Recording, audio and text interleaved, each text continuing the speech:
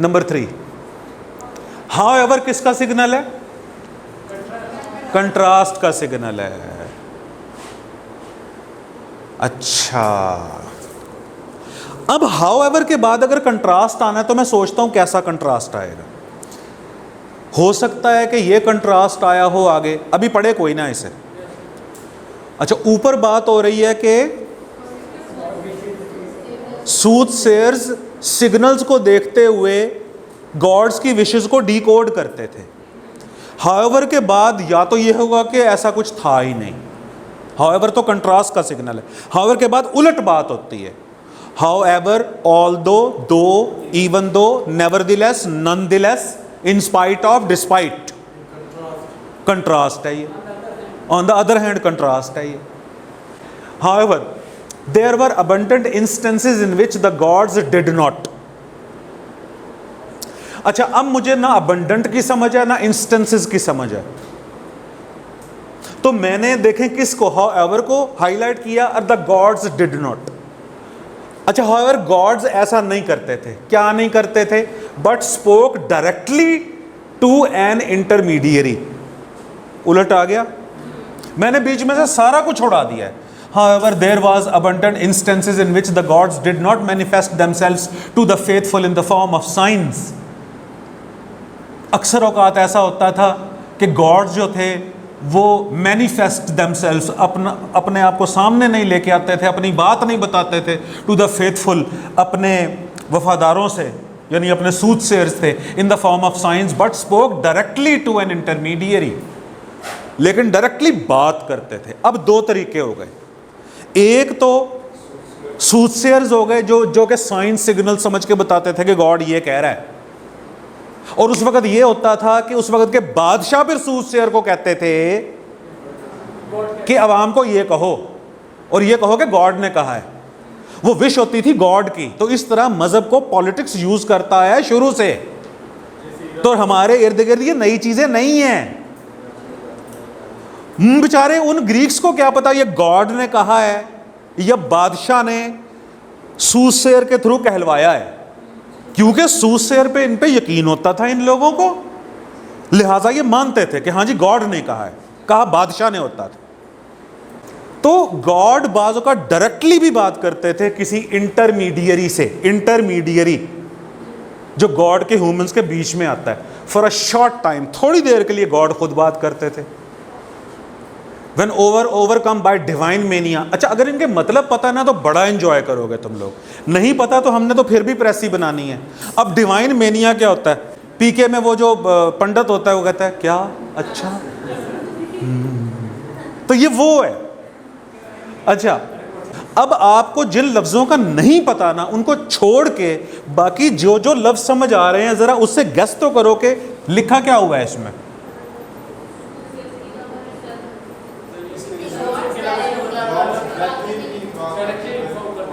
कि गॉड्स जो हैं वो डायरेक्टली भी किसी प्रॉफिट या प्रॉफिटेस से बात करते थे, जो कि वजद में आ जाता था। जो अच्छा, वजद में आना ये समझ नहीं आ रही मुझे, वैसे फिर पढ़ता हूँ। However there were abundant of instances which, ये नहीं समझ आ रही।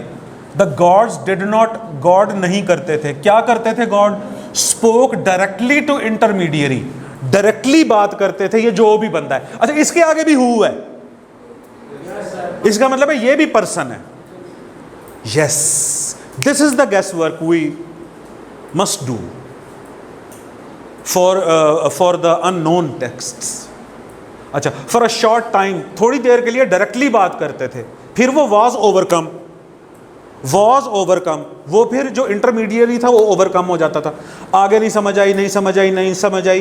Here the prophet। अच्छा, अब आप कहोगे प्रॉफिट कहाँ से आ गया? अब आप पूरे जो टेक्स्ट है उसको एनालाइज करो। गॉड और सूथसेयर दो लोगों की बात हुई है। अब ये प्रॉफिट गॉड नहीं हो सकता, ये सूथसेयर होगा। अब ये जी देखें, अगर मुझे समझ ही नहीं आई तो फिर भी तो मैंने गेस करना है ना। हमारा टारगेट ये है कि जिन लफ्जों की समझ नहीं आई उनको हटा के समझना है हमने। अब प्रॉफिट और मोर यूजुअली द प्रॉफिटेस, प्रॉफिट होता था, प्रॉफिटस होती थी, एंटर्ड अ स्टेट, वो एक स्टेट में दाखिल हो जाते थे। ये भी नहीं समझ आई, ये देखें, ही और शी, फिर वो क्या करते थे, deliver the message from the gods to the, ये सप्लीमेंट्स का मतलब क्या होगा, लोग। नहीं पता तो छोड़ें, आप देखें ना कि मैसेज डिलीवर हो रहा है गॉड का, ये सप्लीमेंट्स कौन होंगे, लोग होंगे वहां के। अच्छा, अब मुझे पूरा नहीं समझ आया, अब देखें क्या क्या पार्ट समझ आया है। गॉड डायरेक्टली बात करते थे, और जिससे बात करते थे वो ही होता था या फिर वो शी होता था। अगर प्रॉफिटस की भी समझ नहीं आई, फिर वो गॉड का मैसेज डिलीवर करते थे ह्यूमंस को, बस। अब ये it has been considered a tough precis. अब देखें इसकी प्रेसी, लिखा हुआ है ऑन द अदर हैंड, ऊपर हॉवर था ना, अभी आपने ऑन द अदर हैंड बोला था। On the other hand gods often spoke directly to some prophet और प्रॉफिटस हु ट्रांसमिटेड या हु डिलीवर्ड कर दो that divine message to humans. This is I think so the last section, yes it is the last section. These practices, इस पूरे paragraph के अंदर क्या practices आपको होती हुई नजर आई हैं? गॉड्स के मैसेजेस को ह्यूमंस तक पहुंचाने की प्रैक्टिसेस हैं, वो कभी इनडायरेक्टली हैं कभी डायरेक्टली हैं। अच्छा, these practices for seeing the future. अच्छा, ये प्रैक्टिसेस थी फ्यूचर को फोर सी करने की। फोर पहले, फोर हेड होता है ना, हेड से पहले फोर हेड। अच्छा, फोर सी का मतलब है पेशगोई करना, द फ्यूचर। और अच्छा, फ्यूचर भी लिखा हुआ है आगे। अच्छा, were the basis on which the ancient Greeks auricles operated, तो इसी पर एंशिएंट ग्रीक ऑरिकल्स जो थी वो चला करती थी, पेशन गोइयां चला करती थी। अच्छा, ईच ऑरिकल वॉज लोकेटेड, हर ऑरिकल लोकेट होती थी कहीं ना कहीं। अच्छा, अब यहां पर ऑरिकल से मुराद वो पर्सन भी हो सकता है, जैसे मैंने कहा था ना, ऑरिकल पेशगोई को भी कहते हैं, पेशगोई करने वाले को भी कहते हैं। अच्छा, अब ये मैंने कैसे पहचान लिया कि ऑरिकल पेशगोई करने वाला भी होता है? कहता है these each oracles were located, हर ऑरिकल लोकेट होती थी, और लोकेट प्लेस को कहते हैं, लोकेल बेटे, लोकेशन बेटे, लोकेट होती थी within a properly organised sanctuary, was directly associated with one or other of the gods, और हर ऑरेकल का ताल्लुक किसी ना किसी गॉड से होता था। अच्छा, आगे लिखा हुआ अपोलो, ए कैपिटल है अपोलो, या तो प्लेस है या पर्सन है। Apollo was the archetypal soothsayer, soothsayer था, आर्किटाइपल को छोड़ दे नहीं आता, soothsayer for the Greeks, the gods who was responsible for the God, ये अपोलो वो गॉड था who was responsible, जो कि रिस्पॉन्सिबल था for conveying the mortals the decisions, जो कि कन्वे करता था, मॉर्टल्स मतलब इंसानों को, डिसीजंस, किसके डिसीजंस? गॉड्स के डिसीजन, प्रोनाउंस्ड बाय ज़्यूस, जो कि डिसीजन ज़्यूस करता था। अब ज़्यूस का लफ्ज यहां पर दो तीन दफा आया है, ऊपर भी आया ज़्यूस का, ठीक हो गया। अच्छा, the most important of all oracles, सबसे इंपॉर्टेंट जो ऑरिकल्स थी, दैट एट डेल्फी, वो थी डेल्फी में, at Multan, at Lahore, place. अच्छा, delivered the messages with the intervention of Apollo, while the oldest one that of Dodona. अब ये एक और ऑरिकल होगी, ओल्डेस्ट वन होगी Dodona, functioned with the assistance of Zeus. अच्छा हुजूर, अब इसमें मेन बातें बताइए क्या है?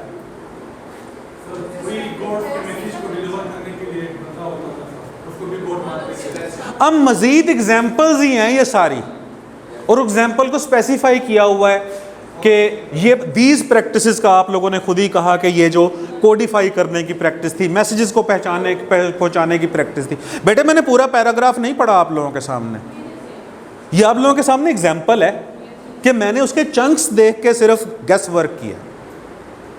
तो अगर तो यह पैराग्राफ आता है तो फिर तो क्या ही बात है, लेकिन नहीं आता तो तब भी परेशान नहीं होना हमने, और तब भी हमने एक बेहतरीन किस्म की इन्फरेंस करनी है, इन्फरेंस।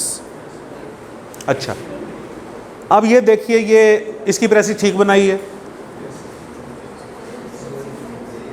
अपोलो, ज़्यूस, डोडोना, डेल्फी वगैरह को मैंने टच भी नहीं किया यहां, वो डिटेल है सारी। मैंने लिखा so ancient Greek soothsaying. क्यों लिखा सूथ सेइंग? क्योंकि ऊपर लिखा हुआ था दीज प्रैक्टिसेस, ये सूथ सेइंग की प्रैक्टिस ही थी। Soothsaying was an organised process. Organise था ना भाई। कभी कुछ इनडायरेक्ट सूथ सेयर्स हैं, सुन लो मेरा बच्चा, कभी डायरेक्ट सूथ सेयर्स हैं, मुख्तलिफ इलाकों में बैठे हुए हैं, तो ऑर्गेनाइज्ड थे, organised processes. These decisions of gods were delivered to humans at the formers. Formers का मतलब है गॉड्स। अच्छा, फॉर्मर मैंने क्यों लिखा है? गॉड्स और ह्यूमंस दो अल्फाज आए हैं। हाँ, तो पहले क्योंकि गॉड्स का जिक्र है तो इसको फॉर्मर लिखेंगे, अगर ह्यूमंस का जिक्र आएगा तो उसको लेटर लिखेंगे। Former specific holy places, messengers and oracles. The names of such places and messengers are also not unknown. ये अपन ने स्टाइल मारा है बस। नॉट अननोन का मतलब क्या है? नोन।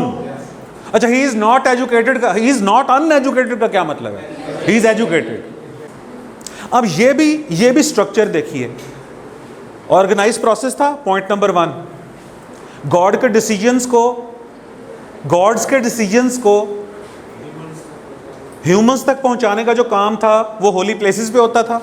मैसेंजर्स करते थे, ऑरेकल्स करते थे, जैसे आप कह रहे थे कि सर वही जिक्र है।